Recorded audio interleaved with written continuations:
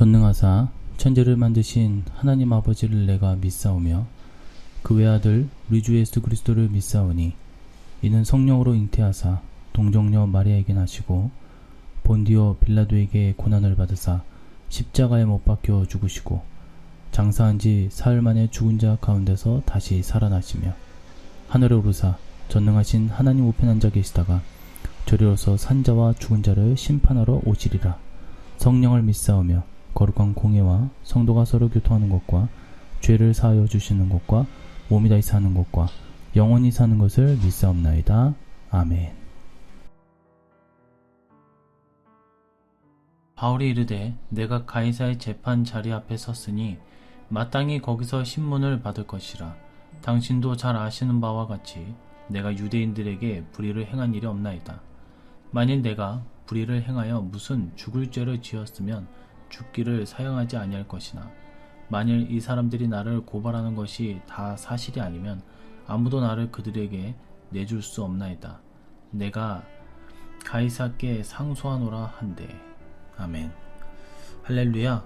오늘은 사도행전 25장 10절에서 11절 말씀 중심으로 자기의 재판에 대한 바울의 태도라는 주제로 은혜의 말씀을 이 새벽에 전하도록 하겠습니다. 지난 시간에는 바울이 무죄함에도 유대인들을 의식하여 바울을 석방하지 않다가 자기 앞에서 신문을 받겠느냐라고 했던 베스도의 모습을 통해 세상 권력자의 전형적인 모습을 확인해 볼 수 있었습니다.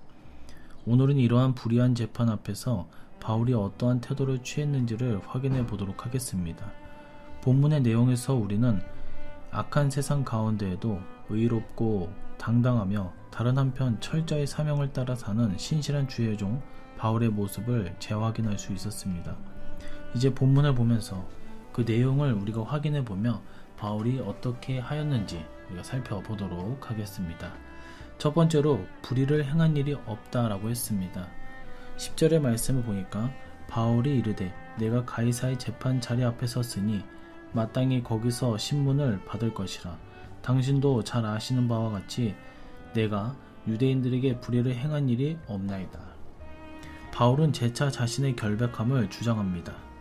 없나이다로 번역된 원문 표현은 우데이스라는 헬라어를 쓰는데 기본적으로 아무것도 없다, 무엇도 아니다 등의 전적인 부정을 의미합니다. 바울은 불의와 관련해서는 어떤 것에도 연루되지 않았음을 밝히고 있습니다. 사도행전 24장 15절에서 16절 말씀 보니까 그들의 기다리는 바 하나님께 향한 소망을 나도 가졌으니 곧 의인과 악인의 부활이 있으리라 함이니이다.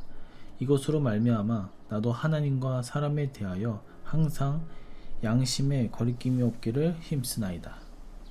바울은 불의는 고사하고 양심에도 거리낌이 없기를 항상 힘썼습니다. 철저히 의롭고 떳떳한 삶을 살고자 힘쓴 것입니다. 두 번째로 불의를 행했다면 죽기를 사양치 않을 것이다 라고 했습니다. 만일 내가 불의를 행하여 무슨 죽을 죄를 지었으면 죽기를 사양하지 아니할 것이나 이는 자신이 범죄했다면 어떤 벌도 달게 받으리라고 한 것입니다. 즉 자신은 어떤 거리낌이 없다라는 말이죠. 위 본문 중에 사양치로 번역된 원문 표현은 파라테이 오마이라는 단어를 쓰는데 이는 회피하다, 변명하다, 거절하다 등의 의미를 씁니다. 사도행전 23장 1절의 말씀 보니까 비율이 공회를 주목하여 이르되 여러분 형제들아 오늘까지 나는 범사의 양심을 따라 하나님을 섬겼노라 하거늘. 바울은 항상 하나님 앞에서 살며 불의, 죄, 악 이런 것들은커녕 양심에도 거리낌이 없었습니다. 그래서 어떤 죄라도 지었다면 죽는 것도 마다하지 않겠다라고 당당히 선포하고 있는 것입니다. 세 번째입니다. 가이사에게 상소한다 라고 했습니다.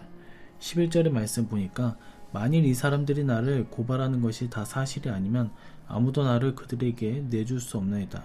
내가 가이사에 상소하노라 라고 했습니다. 이는 정당한 재판을 요구함을 뜻합니다. 본문 중 상소하노라 라고 하는 헬라 에피칼레 오마이란 단어인데 이는 이름을 부르다, 상소하다, 호소하다 등의 의미가 있습니다. 바울은 로마 시민권자로서 불의한 재판이 그대로 따르지 않고 상수하여 자신의 권리를 행사한 것입니다. 사도행전 19장 21절의 말씀을 보니까 이 일이 있은 후에 바울이 마게도니아와 아가야를 거쳐 예루살렘에 가기로 작정하여 이르되 내가 거기 갔다가 후에 로마도 보아야 하리라 하고. 바울은 한결같이 무죄를 주장하였습니다. 그리고 더 이상 재판은 불필요한 일임을 알았습니다. 베스토를 통해서도 무죄 판결을 받을 수 있었습니다. 그럼에도 그가 가이사랴에 상소하겠다고 했습니다. 재판이 불리한 면도 있었으나 그럼에도 가이사에게 항소한 것은 세상의 중심은 로마에까지 가서 복음을 전파하기 위함이었을 것입니다. 늘 떳떳하고 의롭게 살며 항상 복음을 위해 사는 것, 그것이 참 성도이며 일꾼인 줄로 믿습니다. 저와 여러분도 우리가 복음을 전파할 때 쉬운 길은 아닙니다. 주변에서 우리를 괴롭히고 심지어 친척 간에서도 우리를 괴롭히는 자들이 있을 수 있습니다. 그럴 때일수록 우리는 더욱더 말씀에 의지하면서 기도에 힘쓰면서 또한 지혜를 주시는 그 영적인 존재를 우리가 깨닫고 우리가 주님 앞에 크게 쓰임받을 수 있도록 인도하여 주시옵소서. 함께 해주실 것을 믿사오며 다시 오실 예수님의 이름으로 기도드리옵나이다. 아멘. 주기도문으로 새벽 예배를 마치도록 하겠습니다.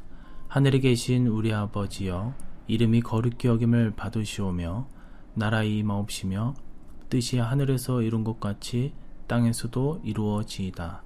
오늘날 우리에게 일용할 양식을 주옵시고 우리가 우리에게 죄 지은 자를 사하여 준 것 같이 우리 죄를 사하여 주옵시고 우리를 시험에 들게 하지 마옵시고 다만 악에서 구하옵소서. 대개의 나라와 권세와 영광의 아버지께 영원히 있사옵나이다. 아멘.